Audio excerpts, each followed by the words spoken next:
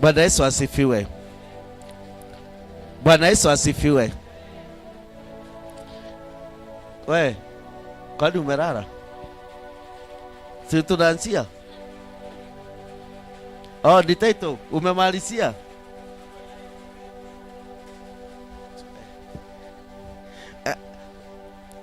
Bwana Yesu asifiwe. Praise God. Bwana Yesu asifiwe. Praise God. Yeah, ujumbe wetu siku ya leo ni kuhusu kupigana vita vizuri. Our title today is about fighting good battles. Bwana asifiwe. Praise God. Yeah. Kwa sababu mambo ya kiroho ni mambo ambayo inalinganishwa na vita. Because spiritual matters is likely it is likeliness to battle. Na ndio kwa sababu nasikia Paulo alimwambia Timotheo siriki mateso kama askari mwaminifu wa Yesu. This is why Paul told Timothy that he should fight a good fight as a good soldier of Christ. Na utakuja kuona ya kwamba anasema vita vyetu si vita vya mwili na damu. And you'll come to see that he also said that our fight is not a fight of flesh and blood. Ni vita tunayopigana na jeshi kuu linamiliki ulimwengu wa giza. But it is a very big battle that we fight with the evil spirit. Bwana Yesu asifiwe. Praise God. Hello. Kwa hivyo lile jambo ambalo linastahili na linafaa wapendwa, tunastahili tujue ya kwamba muda wetu wote tuko katika vita na tunastahili tujiandae. So we should know that at all times we are always at war and we should be ready at all times. Na tupigani na silaha za hapa duniani. And we do not fight with weapons of this world. Tunapigana na silaha zinazotoka mbinguni. But we fight with the weapons that come from heaven. Na tunaye komanda yule anayetuongoza katika vita. And we have a commander who always lead us in a battle. Na komanda wetu ni Kristo Yesu. And our commander is called Jesus Christ. Na ndiposa tuweze kushinda vita tunastahili tutii. And so that we can win a battle, we are supposed to be obedient. Bwana Yesu asifiwe. Praise God. Tunastahili tutii. We should be obedient. Ukisoma maandiko katika kitabu sa Yoshua 5 kuanzia 2 inasema hivi: wakati huo Mwenyezi Mungu akamwambia Yoshua, tengeneza vitu vya jiwe ngumu ili uwatairi wa Israeli. Basi Yoshua akatengeneza vitu hivyo vya jiwe ngumu na kutairi wa Israeli uko Gebia Ararothi. Sababu ya kutairiwa wa Israeli ni hii: Waisraeli wote wanaume waliyetoka Misri ambao walikuwa na umri wa kwenda vitani wote walifariki safarini jangwani baada ya kutoka nchi ya Misri. Joshua chapter 5 verse 2. At that time the Lord said to Joshua, make flint knives and circumcise the Israelites again. So Joshua made flint knives and circumcised the Israelites at Gibeath Haraloth. Now this is why he did so. All those who came out of Egypt, all the men of the military age, died in the wilderness the way after leaving Egypt. Bwana Yesu asifiwe. Praise God. Utakuja kuona ya kwamba Joshua mtumishi wa Mungu ili awaongoze Waisraeli waende katika vita wakapigana na maadui zao, Mwenyezi Mungu alimwambia wanastahili wapaswe tohara. You'll come to see that so that Joshua can lead the Israelites to battle, God told you to circumcise the Israelites again. Bwana Yesu asifiwe.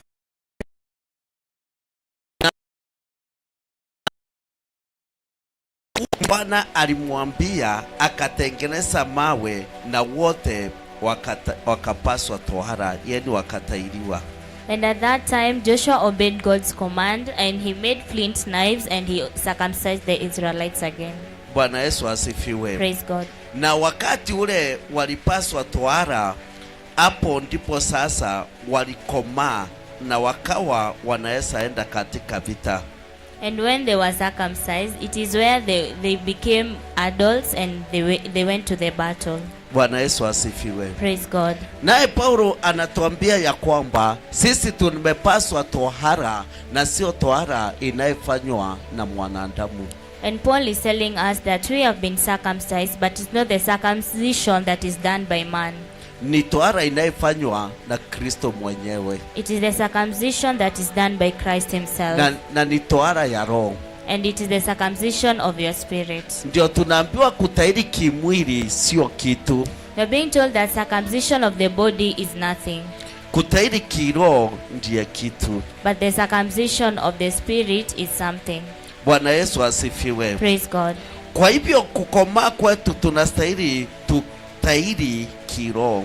So by being old enough and being wise enough, we should circumcise our spirit. Ili tuweze kupigana. So that we fight the battle. Kwa maana tukiwa na utoto hatutaweza kupigana vita. Because if we have childishness, we cannot fight in any battle. Bwana Yesu asifiwe. Praise God. Kwa maana vita vyetu si vya mwili na damu. Because our fight is not for the body and flesh. Vita vyetu ni vita vya kiroho. But our fight is spiritual. Tunastahili tukomae. We should be mature. Ndiposa tukaweze kuwacha vita, tukushinda vita. So that we can win our battles. Bwana Yesu asifiwe. Praise God. Utakuja kuona katika huu mwaka tumepitia changamoto nyingi. We'll come to say that in this year we have passed through many challenges. Bwana Yesu asifiwe. Praise God. Mpaka wakati mwingine tunaona kama kwamba Mungu ametundanganya. And at times we always say that God has lied to us. Tunarudi tunaona kama Mungu hana uwezo. And at times we say that God does not have a will. Lakini Mungu ana uwezo. But our God has a will. Lakini Mungu ni wa ukweli. And our God is a God of truth. Na Mungu wetu hasindwi. And our God does not sleep. Wale sisi ndio tunayeshindwa. We are the ones who are being defeated. Ile kitu inastahili tunastahili tupigane vita vizuri. The thing that is supposed to be done, we should fight good battles. Kwanza tuachane na utoto. We should not be childish. Maandiko matakatifu inatuambia ya kwamba the Bible tells us hatuwezi shinda vita kama tumesika vitu ambavyo vimeamuriwa iuliwe ama iangamizwe. It tells us that we cannot win any battle if we have things that have been told to get rid of. Bwana Yesu asifiwe. Praise God. Ukisoma kitabu cha Joshua mstari wa 7 utakuja kuona ya kwamba wana wa Israeli walipoenda katika vita waliweza kushindwa. When you read in the book of Joshua chapter 7, we'll come to see that the Israelites were defeated. Bwana Yesu asifiwe. Na Joshua 7:10 inasema hivi, Mwenyezi Mungu akamwambia Joshua, simama, mbona umejitupa chini hivyo? Waisraeli wametenda dhambi, maana wamelivunja agano langu nililo waamuru wasike. Wamevichukua baadhi ya vitu vilivyowekwa wakfu viangamizwe.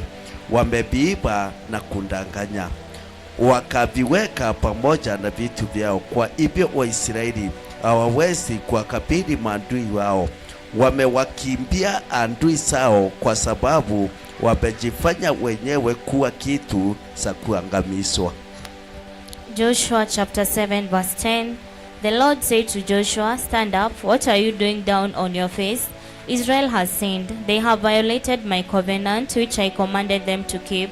They have taken some of the devoted things, they have stolen, they have lied, they have put them with their own possession. This is why the Israelites cannot stand against their enemies. They have turned back and run because they have made liable to destruction. Bwana Yesu asifiwe. Praise God. Waisraeli walipovuka katika mto Jordani, walienda wakakuta ukuta wa Jericho, wakausunguka na ukabomoka. When the Israelites crossed the river Jordan, they went and found the wall of Jericho, and they surrounded it and they destroyed it. Na wakapata ushindi mkubwa. And they won the battle.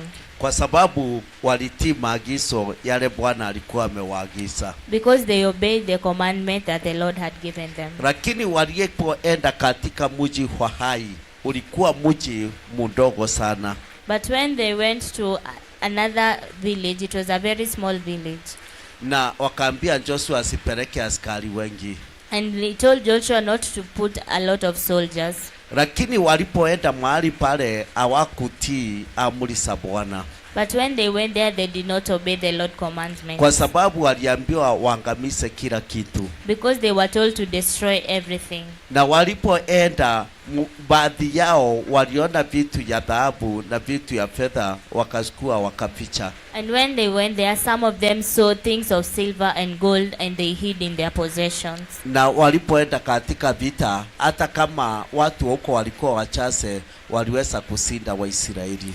And when they went to the battle, even if there were a little people in the village, they defeated the Israelites. Na hapo Joshua na wazee wa Israeli walianguka chini na kulia mbele za Bwana. And that is where Joshua and elders of Israel, they knelt down before God. Na Bwana akamwambia Joshua, hamuka. And God told Joshua to stand up. Akamwambia Waisraeli hawawezi wakasinda maadui zao. And he told Joshua that the Israelites cannot win against their enemies. Kwa sababu amechukua vitu ambavyo vimewekwa wakufu viangamizwe. Because they have taken things that they were told to destroy. Na sasa ndipo kwa sababu amewakimbia maadui. And that is why they have reigned back from their enemies. Na sisi Biblia katika kitabu sa Wakolosai 3:5 inatuambia tuwe vitu vyote vya dunia. In the book of Colossians chapter 3 verse 5, it tells us to bury everything that is of the world. Bwana Yesu asifiwe. Praise God. Inatuambia tuwe chochote ambacho ni za kidunia. It is telling us to kill everything that belongs to the world. Bwana asifiwe. Praise God. Wakolosai 3:5. Colossians. Basi uweni chochote kilicho ndani yenu ambacho ni za kidunia: usarati, uchafu, sauku, tamaa mbaya, usu ambayo ni sawa na kuabudu sanamu. Kwa sababu ya mambo hayo hasira ya Mungu hujia wote wanayemuasi.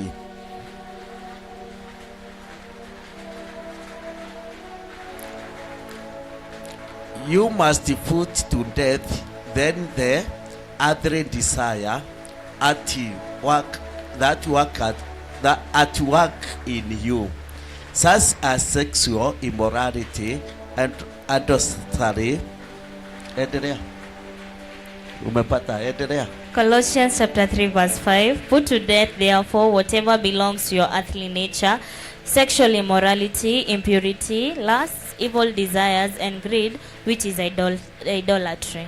Bwana Yesu asifiwe. Praise God. Tumeambiwa tuwe chochote ambacho ni za kidunia kinachotenda kazi ndani yetu. You're being told to put to death everything that is of earthly nature in us, that is working in us.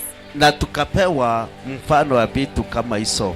And you're being given an example of the earthly nature. Tukaambiwa ni usarati. You're being told of ni hasira, anger, matusi, slandering, uchoyo, being selfish. Bwana Yesu asifiwe. Praise God. Na ugomvi, and a lot of things. Na mambo mengine kama hayo. And a lot of things. Kwa hivyo kama unatenda mambo kama hayo, unastahili uyaue. So if you're doing other things like that, you're supposed to put to death. Na kuua dhambi ni kutubu. And by killing sin is by repenting. Bwana Yesu asifiwe. Praise God. Kuua dhambi ni kutubu na kuacha. Killing sin is by repenting and not repeating the sin. Na wana wa Israeli waliambiwa waende waangamize kila kitu. And the people of Israel were told to go and destroy everything. Ndiposa waweze kuusinda maadui zao. So that they can defeat their enemies. Lakini wakaficha hiyo maneno ndani yao. But they hid the possessions in themselves. Mungu akawaambia hawezi sinda maadui. And God told them that they cannot defeat their enemies. Hata sisi wenyewe hatuwezi sinda adui zetu tukiwa na mambo kama hayo ndani yetu. Even us, we cannot defeat our enemies if we have the things inside us. Kwa hivyo tunastahili tutii sheria zote za Bwana. So we are supposed to obey all God's commandments. Na hiyo ndio kukomaa.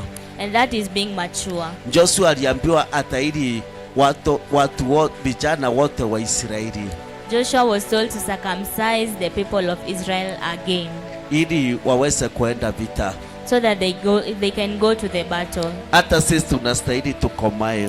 So even as we are supposed to be mature, tuachane na uovu na dhambi zote, and to flee away from sin and transgression, ndiposa tuweze kushinda vita, so that we can win at our battles. Kwa maana vita yetu si ya mwili na damu, because our battle is not for the flesh and blood. Vita yetu si ya mwili na damu. Our battle is not from the flesh and blood. Vita yetu ni ya kiroho. But it is a spiritual battle.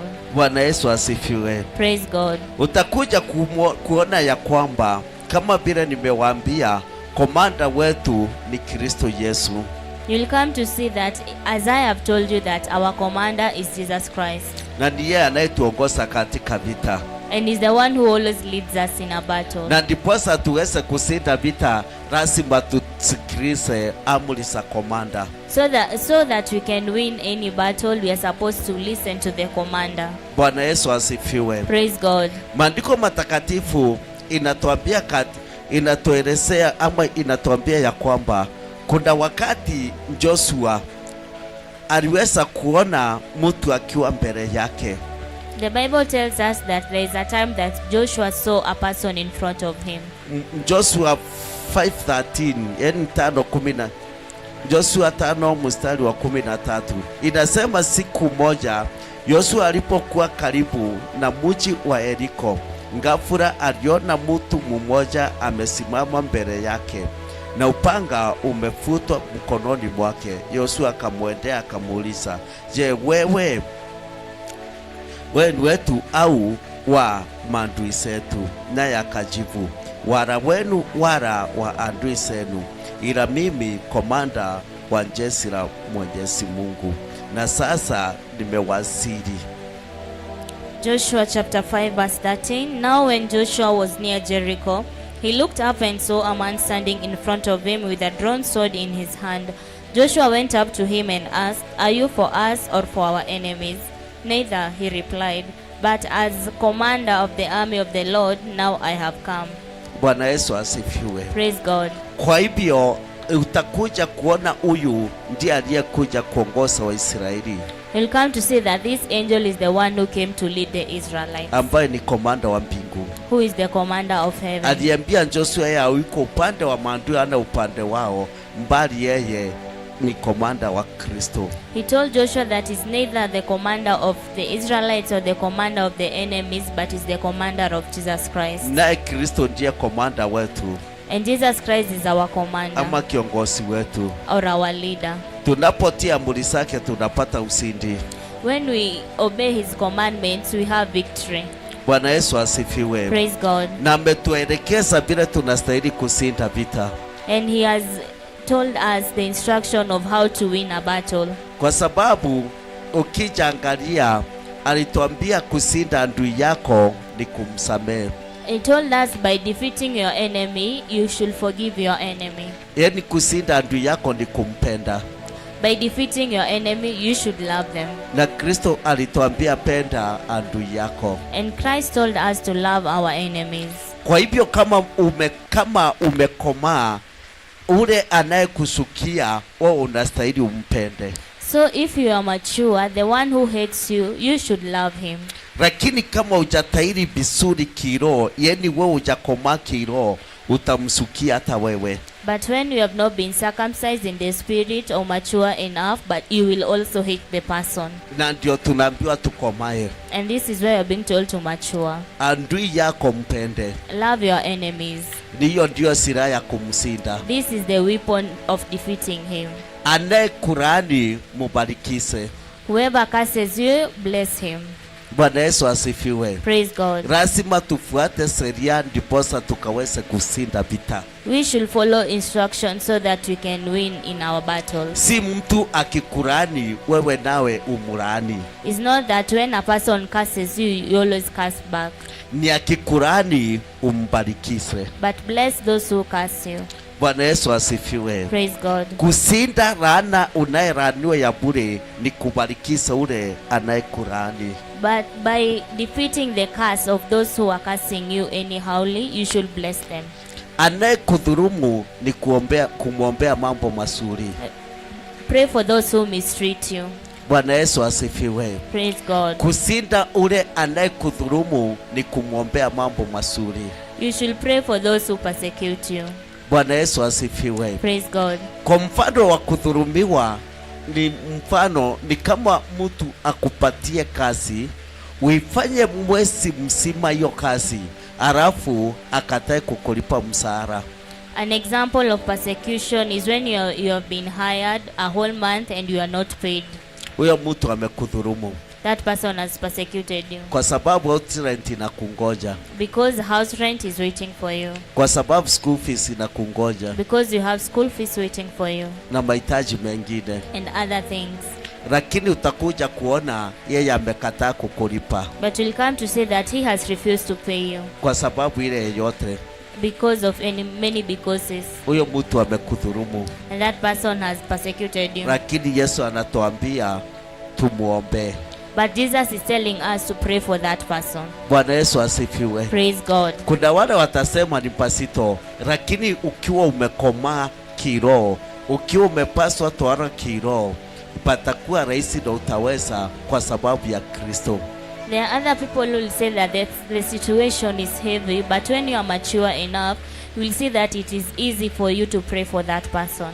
Bwana Yesu asifiwe. Praise God. Lakini unastahili umwombee mazuri. You should pray good things for the person. Sio kumlaani. But not cursing the person. Bwana Yesu asifiwe. Praise God. Na si kujilipisia kisasi. And not revenging for yourself. Mtu akikukosea nawe unamlipiza ubaya kwa ubaya. When someone does you wrong, even you do him wrong. Tunaambiwa usilipize ubaya kwa ubaya. We are being told to not pay evil for evil. Bwana Yesu asifiwe. Praise God. Kusinda umaskini ama kusinda hali ya duni ya maisha tunayoishi ni kuwa mwaminifu na tithe. By defeating being poor, it's by being faithful with your tithe. Bwana Yesu asifiwe. Praise God. Hiyo ndiyo inaifungua madirisha ya mbinguni. That is what opens the windows of heaven. Kupata kikombe ya maji baridi kutoka kwa nabii ni kumpatia kikombe ya maji baridi. When you want to get a cup of cold water from your minister, from your prophet. Yeah, from the prophet. From your prophet, you should even you give him a cup of cold water. Kwa sababu neno linatuambia ukitaka kupata tuzo la unabii. Because the Bible tells us that if you want to get the gift of prophets, mpe kikombe ya maji baridi. Give him a cup of cold water. We utapata tuzo la unabii. And that is when you'll get the gift of prophecy. Bwana Yesu asifiwe. Praise God. Saulu alipoenda kwa Samueli aliuliza mfanyikazi wa baba yake, mtumwa wa baba yake, tutaenda kwa mtu wa Mungu mikono mitupu? When Saul wanted to go and see Samuel, he asked his servant, can we go to the man of God with empty hands? Bwana Yesu asifiwe. Praise God. Akamwambia kuna vipande ya sekieli kadhaa. Pardon? Akamwambia kuna vipande ya fedha. And he told him that he has pieces of silver. Watampelekea. They will go and give him. Na walipoenda, Samueli alitamka neno la unabii. And when they went there, Samuel prophesied to them. Bwana Yesu asifiwe. Praise God. Hiyo ni njia ambayo Kristo wetu kama komando wetu alituelekeza. This is the way that Jesus Christ as our commander instructed us. Ili tuweze kushinda vita. So that you can win our battles. Kwa hivyo ukijaribu jambo ukiona umeshindwa, wewe usijipe moyo na usione kama Bwana hastahili na hafai. So when you try something and you not get through or you do not win it, do not say like our God is not able. Kwa maana ni mambo mengi tunajaribu na inafeli. Because there are many things that we always try and they always fail. Na inapoanguka sisi tunaanza kuona kama Mungu wetu hana uwezo. And when it fails, we always feel like our God is not able. Tunastahili tujisunguse, We should investigate ourselves tujue shida iko wapi, and see where the problem is, ili tuweze kusimama kwa njia inayostahili. so that we can go in the way that Christ wants. Bwana Yesu asifiwe. Praise God. Biblia inatuambia katika kitabu cha Waamuzi 28, watu wote kwa pamoja wakasimama na kusema, hakuna yeyote kati yetu atakayerudi, hakuna yeyote kati yetu atakayerudi imani kwake au nyumbani kwake. Hivi ndivyo tutakavyo kuhusu Gibea. Tutakavyofanya kuhusu Gibea, tutapiga kura namna ya kuwasambulia. Judges chapter 20 verse 8. All the men rose up together as one, saying, none of us will go home, not one of us will return to his house. But now this is what we will do to Gibea. We'll go up against it in the order decided by casting lots. Bwana Yesu asifiwe. Praise God. Kuna mtu mmoja alienda kutembea katika nchi ya Gibea. There is one person who went to the village of Gibea. Na hiyo mji wa Gibea ulikuwa ni mji ulikuwa unakaliwa na kabila la Wabenjamini. And that village is of Gibea was living Benjamin, the people of Benjamin. Na huyo mtu alikuwa ni Mlawi. Pardon? Huyo mtu alikuwa Mlawi. And that person was a Levite. Na alipoenda kutembea pale alikuwa na rafiki yake, na watu wa Benjamini wakaua rafiki yake. And when they went there, he was with his friend, and the people of Benjamin killed his friend. Bwana asifiwe. Praise God. Naye aliporudi alienda akapasa Waisraeli habari. And when he went back, he went and told the Israelites of that story. Na kabila zote za Waisraeli wakasema wataenda wapigane na Wabenjamini. And all the tribe of Israel said that they will go and fight with the tribe of Benjamin. Wakasema wataenda na waangamize. And they said they will go and defeat and destroy all the people of Benjamin. Kwa sababu walipouliza Wabenjamini ni jambo gani hilo walilitenda na aibu, Benjamini hakutaka kusikiliza ndugu zake Waisraeli wengine. Because when they asked the Benjaminites of what the person had done, they did not want to hear anything of what the Israelites wanted to say. Na utakuja kuona ya kwamba 10 inasema hivi, hiyo Waamuzi 20:10 inasema hivi, tutachagua watu 10 kati ya kuwasambulia, tutachagua watu 10 katika kila watu 100 wa Israeli, watu 100 katika kila watu 1,000, watu 1,000 katika kila watu 10,000. Au watakuwa na jukumu la kuwaletea chakula wenzao watakaye kuwa na kazi ya kuadhibu mji wa Gibea katika nchi ya Benjamini kwa uhalifu wao na upotovu waliyefanya katika Israeli. Judges chapter 20 verse 10. We'll take 10 men out of every 100 from all the tribes of Israel, and 100 from 1,000, and 1,000 from 10,000, to get provisions for the army. Then when the army arrives at Gibea in Benjamin, it can give them what they deserve for this outrageous act done in Israel. Watu wa makabila ya Israeli wakawatuma wajumbe mpaka kila sehemu ya kabila la Benjamini wakisema, je, ni uovu gani huu uliotukia miongoni mwenu? Verse 12. The tribes of Israel sent messengers throughout the tribe of Benjamin, saying, what about this awful crime that was committed among you? Sasa tupeni au watu maraduri wa Gibea ili tuwaue na kukomeza uovu kutoka Israeli. Now turn those wicked men of Gibea over to us, so that we may put them to death and purge evil from Israel. Bwana Yesu asifiwe. Praise God. Lakini watu wa kabila la Benjamini hawakusikiliza ndugu zao wa Israeli. But the Benjaminites would not listen to their fellow Israelites. Basi walikusanyika huko Gibea kutoka katika kila mji wao ili kupigana na Waisraeli. From their towns they came together at Gibeah to fight against the Israelites. Bwana Yesu asifiwe. Praise God. Ukija angalia wapendwa, utakuja kuona ya kwamba watu wa Benjamini walifanya dhambi kwa sababu ya kuua mtu. You'll come to see that the people of Benjamin sinned by killing a person.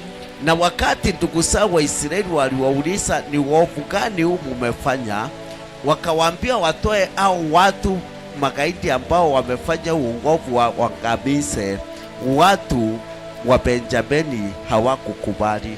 But when the people of Israel asked them to bring out the wicked men, or what the men that had done to them, they did not want to listen. Walisaidi na wale watu walifanya ile dhambi ya mauaji. But they sided with those who killed the men. Na bile wa Benjamini walifanya, walijipanga wapigane na Waisraeli ambao ni ndugu zao. And what the people of Benjamin did, they decided to go and fight with the people of Israel. Na wakakusanyika. And they came together.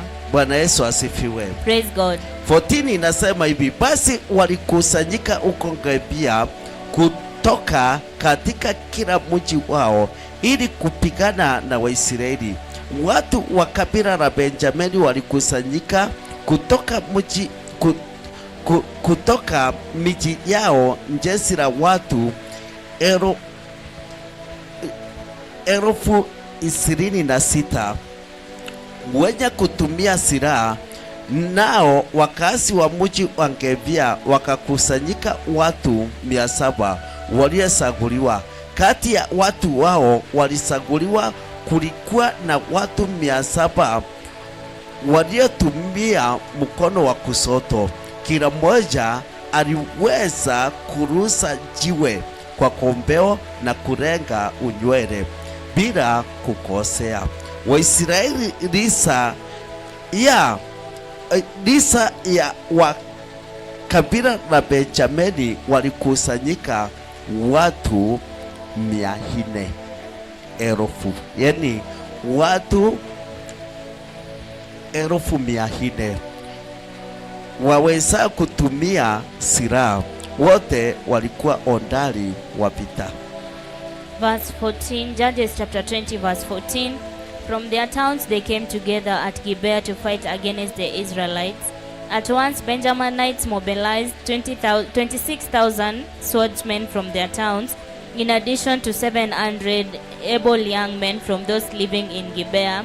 Among all these soldiers were 700 select troops who were left-handed, each of whom could sling a stone at a hair and not miss. Israel, apart from Benjamin, mustered 400,000 swordsmen, all of them fit for battle.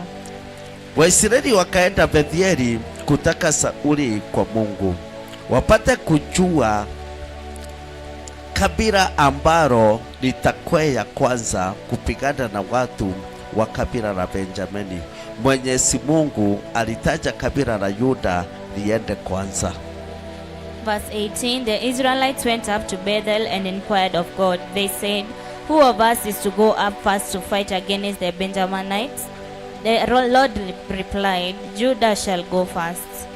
Bwana Yesu asifiwe. Praise God. Basi Waisraeli wakaenda asubuhi, wakapiga kambi yao karibu na mji wa Gibea. Waisraeli wakatoka kupigana na watu wa kabila la Benjamini karibu na Gibea. Watu wa kabila la Benjamini. The next morning the Israelites got up and pitched a camp near Gibeah. The Israelites went out to fight the Benjaminites and took up battle position against them at Gibeah. Wakatoka nje ya mji wa Gibea wakapigana na Waisraeli, wakawaangusha chini siku hiyo watu wa Israeli 22,000. The Benjaminites came out of Gibeah and cut down 20,000 Israelites on the battlefield that day. Lakini Waisraeli wakajipa moyo, wakajipanga tena kwa vita mahali pale walipojipanga kwa mara ya kwanza. But the Israelites encouraged one another and again took up their positions where they had stationed themselves the first day. Basi Waisraeli wakaenda juu, wakamulilia Mwenyezi Mungu mpaka jioni. Kisa wakaomba Sauli kwa Mwenyezi Mungu, je, twende tena kupigana na ndugu zetu wa kabila la Benjamini? Mwenyezi Mungu akawambia, nendeni mukapigane nao. 23 The Israelites went up and wept before the Lord until evening. They inquired of the Lord, they said, shall we go up again to fight against the Benjaminites, our fellow Israelites? The Lord answered, go up against them. Hivyo siku ya pili Waisraeli wakakaribia kupigana na watu wa kabila la Benjamini. Siku hiyo ya pili watu wa kabila la Benjamini walitoka Gibeah na kuwasambulia Waisraeli, wakawaangusha chini